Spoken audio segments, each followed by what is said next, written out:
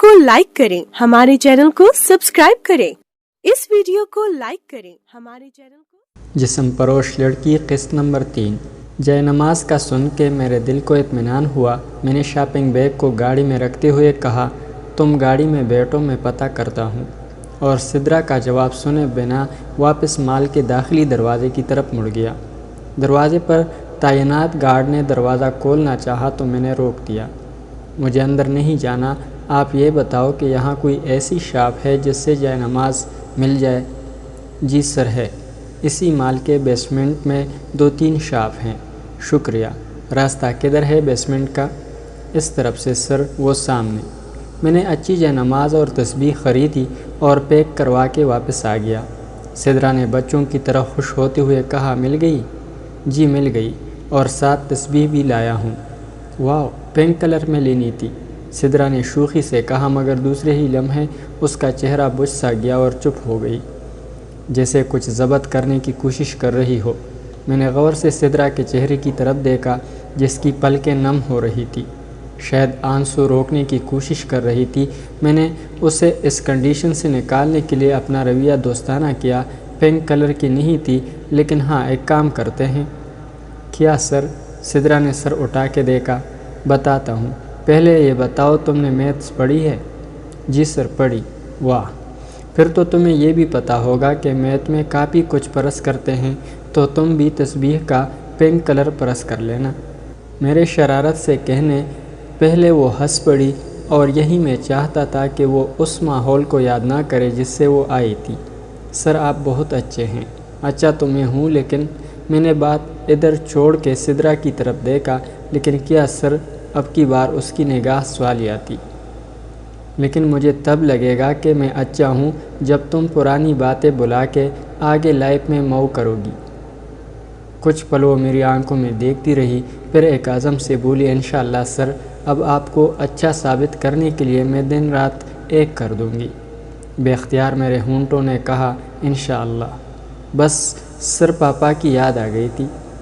वो जब भी कुछ लाते थे मैं लड़ती थी कि पिंक कलर में क्यों नहीं लाए, और उनसे नाराज़ हो जाती, और फिर दूसरे दिन पापा वही चीज़ चेंज करवा के पिंक कलर में लाते थे।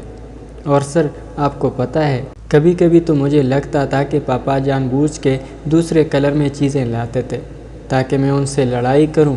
वो बच्चों की तरह खुश होकर बता रही थी, और न चाहते हुए भी मेरी आंखें भीगती जा रही थी। इससे पहले कि वो नोट करती, मैंने गाड़ी स्टार्ट की और पार्किंग से निकालने लगा। टाइम देखा तो 2 बज रहे थे। सुबह बहुत टाइम से नाश्ता किया था, अब भूख लग रही थी। सिद्रा, तुम्हें भूख तो नहीं लगी? इतनी नहीं सर, मतलब कि लगी है। अच्छा ऐसा करते हैं कि शेरमाल ले लेते हैं और साथ में कबाब, क्या ख्याल? सर ऐसे ख्याल अल्लाह करे आपको रोज़ आते रहें। मुझे हंसी आ गई। अब वो बिल्कुल एक घरेलू और शरारती लड़की की तरह बातें कर रही थी। माशाल्लाह सर, आप हंसते भी हैं, मुझे तो लगा था कि आप खड़ूस। बोलो बोलो, काफ़ी लोग ऐसे ही बोलते हैं, मैंने हंसते हुए जवाब दिया। अब हम कच्ची आबादी जो कि नदी और फैक्ट्री एरिया के दरमियान थी, उस तरफ जा रहे थे। रास्ते में एक होटल से मैंने 5 शेरमाल और 8 कबाब पार्सल करवा लिए। मैंने गाड़ी खादिम हुसैन के दरवाजे पे रोकी ही थी कि दरवाज़ा खुल गया, जैसे हमारा ही वेट हो रहा था। सिद्रा, दुपट्टा सर पे ले लो और आइंदा कभी उतरे ना किसी के सामने भी। सॉरी सर, नहीं उतरेगा, और ये जीन्स भी नहीं पहनूंगी, आइंदा नहीं पहनूंगी सर, कभी भी। तभी खादिम हुसैन का 10 साला बेटा, जो शायद अभी अभी स्कूल से आया था और यूनिफॉर्म भी नहीं उतारी थी, गाड़ी के पास आ गया। अस्सलाम वालेकुम चाचू। वालेकुम सलाम, कैसे हो हमज़ा? चाचू बिल्कुल फ़िट, आप सुनाओ चाचू? मैं भी ठीक हूँ पुत्र। शादी वादी तो नहीं कर ली चाचू? हमज़ा ने खुश होते हुए पूछा। बदतमीज़ कज़न है मेरी, मैंने डांटा।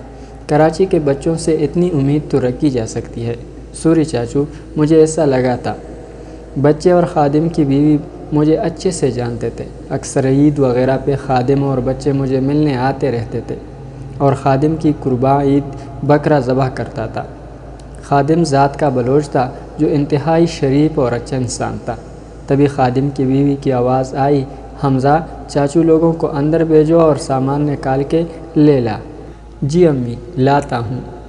चलें चाचू, आप और पप्पू अंदर चलें, میں سامان لے آتا ہوں۔ میں نے اتر کے سدرا کی طرف دروازہ کھولا اور اسے باہر آنے کا اشارہ کیا۔ بھابھی نے بہت اچھے سے استقبال کیا۔ کچھ دیر بعد ہمارے سامنے کھانا لگا دیا گیا جو اسپیشل ہمارے لیے پہلے سے بن چکا تھا۔ زندگی میں پہلی بار کسی نامحرم لڑکی کے ساتھ کھانا کھاتے ہوئے بہت عجیب لگ رہا تھا۔ پھر یہ سوچ کے کہ دل کو تسلی دی کہ نیت اچھے کام کی ہے، اللہ معاف فرمائے گا۔ کھانے سے فارغ ہو کے میں نے حمزہ کو کہا مجھے اوپر والا پورشن دکھاؤ۔ رہائش کے قابل تھی، کچن، واش روم اور ایک کمرہ تھا۔ اچانک خیال آیا کہ سردی ہے لیکن میں نے تو کسی بستر یا کمبل کا سوچا ہی نہیں تھا۔ میں نے نیچے آ کے خادم حسین کی بیوی سے کہا کہ آپ 2 دن کے لیے کوئی سنگل بیڈ یا چارپائی دے دیں، پھر میں کوئی ارینج کر دوں۔ بھائی کیسی بات کر رہے ہیں، سب کچھ آپ کا ہی تو ہے، آپ کو کچھ بھی لانے کی ضرورت نہیں، اور اگر آپ لائے تو میں نے ناراض ہو جانا ہے۔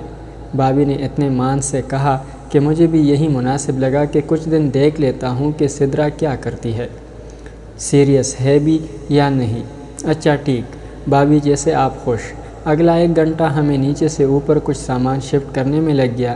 بیڈ، گدا، کمبل، تکیے اور 2 چیئر، ایک ٹیبل، کچھ برتن استعمال کے۔ واٹر کولر ایک ہی تھا۔ میں نے حمزہ کو پیسے دیے، وہ لے کے آیا۔ کمرے کی سیٹنگ بھابھی اور حمزہ نے میرے ساتھ ہو کے کروائی۔ بھابھی بہت تک گیا ہوں، اچھی سی چائے پلا دیں۔